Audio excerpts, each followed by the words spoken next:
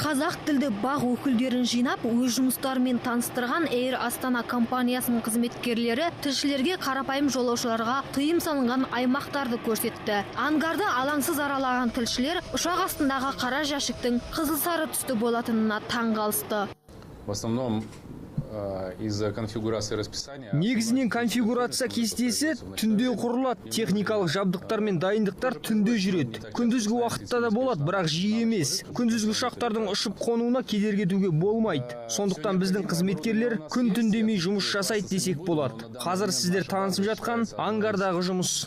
Сондай-ақ тілшілер Boeing 767 самолетімен де етене танысты. Ал Boeing 767 Қазақстандағы ең үлкен ұшақ болып саналады. Air Астанада бұл ұшақ саны 3, ал адам есімімен аталатын 6 ұшақ бар. Бұған дейін ұшақтар 5 жыл сайын жаңартылып тұрса, енді 2 жылда ауыстырылатын болады.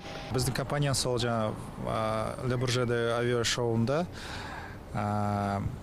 7 жаңа ұшақты операциялық лизингке алу туралы келісімшарт жасады.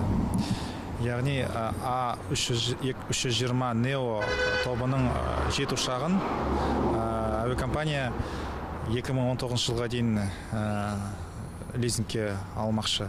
Содан кейін ұшқыштардың қалай жаттығатындары мен дайындалатынын да көрді тілшілер. Бұл жер жетілген виртуалды жаттығу кабинеті деп аталады. Мұнда ұшқыштар алдын ала дайындық жасайды. Здесь можно две функции поддерживать. Вы знаете, у нас два типа самолета Boeing 767, 757. Здесь мы можем использовать оба.